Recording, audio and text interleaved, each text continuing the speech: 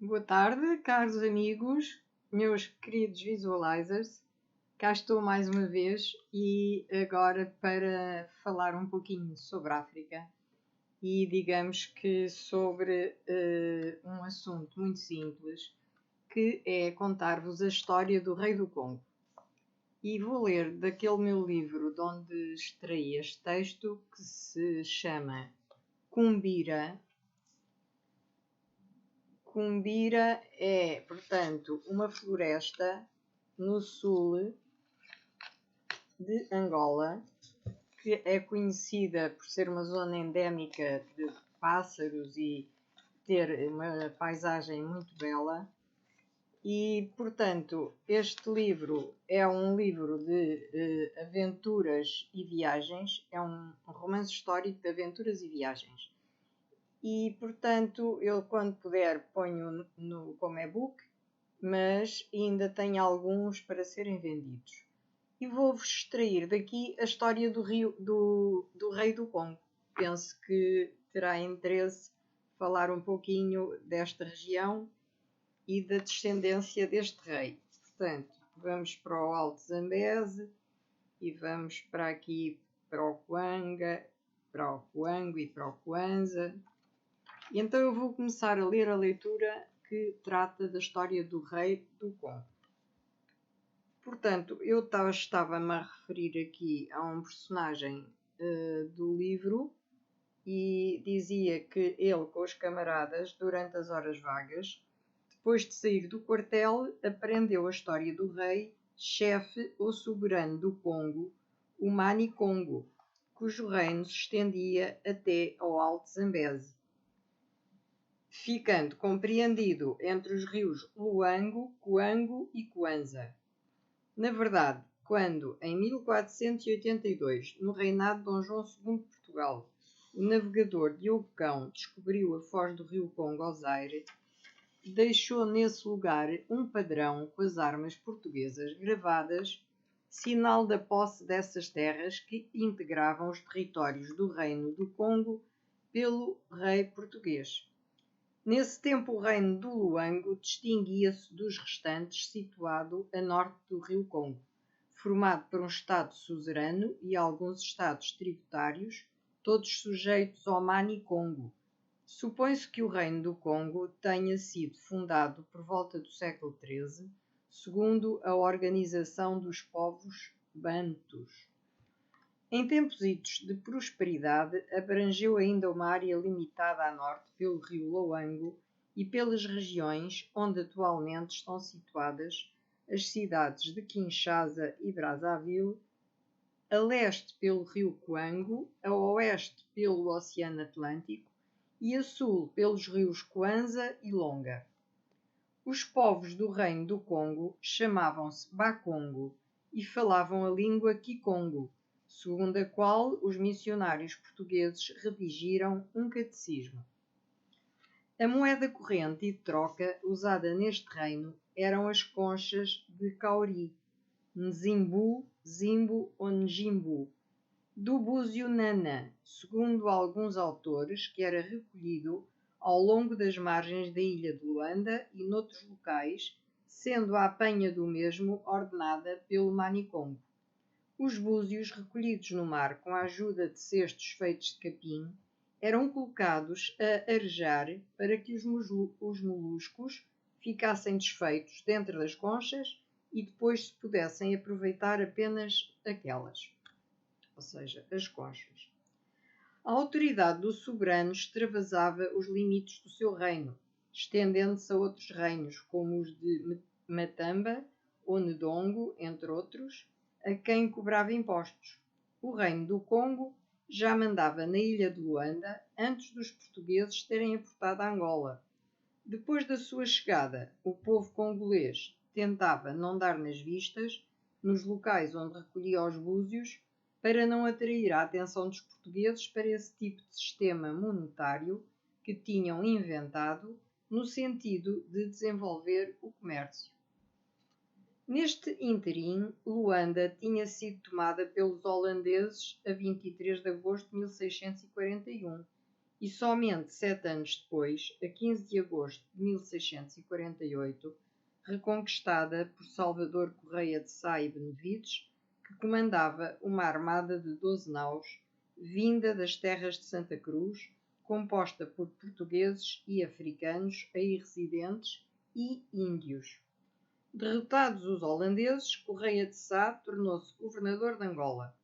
A cidade de Luanda passou a chamar-se Cidade de São Paulo da Assunção.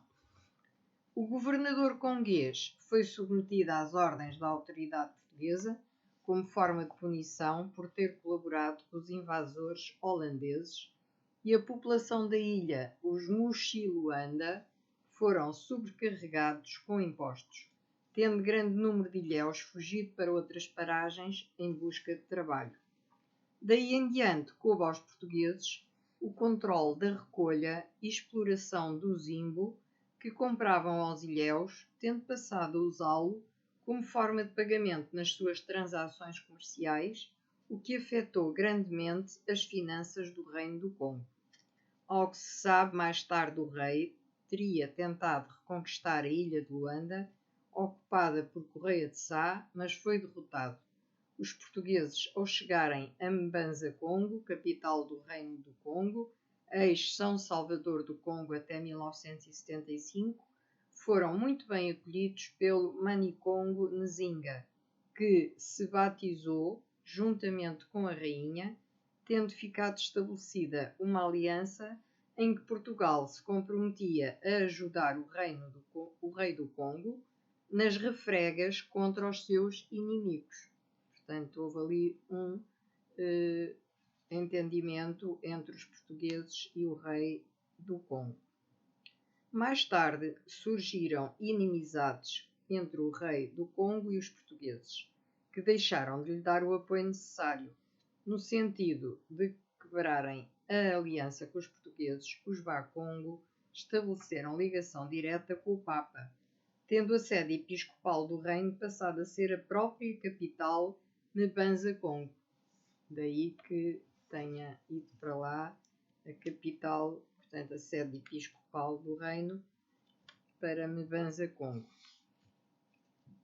Apesar dos Bakongo terem sofrido uma forte derrota na Batalha de Ambuila, o reino cristão do Congo permaneceu até ao século X, tendo-se notícia através da história de Angola de Douglas Wheeler e René Pélissier, que muitos reis do Congo consideravam entre 1665 e 1884 a ajuda portuguesa um fator essencial para fortalecer as suas posições no seio do seu próprio reino. Segundo os citados historiadores, esta ideia entrou em conflito com o espírito de independência dos Bakongo, demonstrado pelos camponeses de cada vez que um número significativo de portugueses tentava permanecer em São Salvador ou intervir nos assuntos do Congo. O poder da rebelião popular atingiu um ponto elevado entre 1859 e 1914, depois de os portugueses decidirem conquistar e anexar o Congo como distrito do norte da província de Angola. Portanto, o poder da rebelião popular elevou-se entre 1859 e 1914, que é o ano em que começa a Grande Guerra. Portanto, em finais do século XIX até 1914, a população rebelou-se.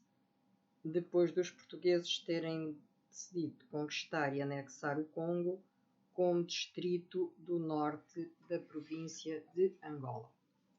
Também contaram, portanto, ao personagem a que eu me refiro no romance, que a sul do reino ou Império do Congo se localizava o reino de Ndongo, conhecido pela fertilidade do solo, que se estendia ao longo da costa entre os rios Dande e Kwanza.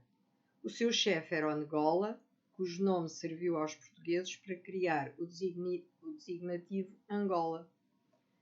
Em 1575, data que para alguns autores assinala o começo da era colonial, Os portugueses terão iniciado a conquista do reino do Ndongo e, inicialmente, o Nagola foi vencido numa batalha com os portugueses, aliados a Uziaga e a Kinguri Cheflunda, tendo-se refugiado, acompanhado pela corte e pelos seus guerreiros, numa fortaleza em Pugo a Ndongo. Sairia mais tarde vitorioso na Batalha de Anguleme a Kitambo, em que os Ambundo do Ndongo, os Imbangala da Matamba e os Bakongo do Reino do Congo derrotaram os portugueses em diversos confrontos. Depois de tantas lutas com os portugueses, o rei Ngola Quiluangui acabou por morrer. Sucedeu-lhe o Ngola Mbandi e depois sua irmã, a rainha Nzinga Mbandi, ou Nzinga, rainha da Matamba. Portanto, a seguir eu no próximo live irei falar desta rainha. Portanto, hoje ficamos com o rei nesta live. E na próxima vamos falar da rainha, que é efetivamente também uma rainha com muita força, muito poder, muita esperteza, porque é uma mulher muito hábil nos negócios. E esta rainha, portanto, é uma rainha que tem todo o valor para ser tratada também aqui, e vou falar dela, portanto, da rainha Zinga. Ficamos então hoje por aqui e até logo, até amanhã, numa próxima live. Boa tarde para todos.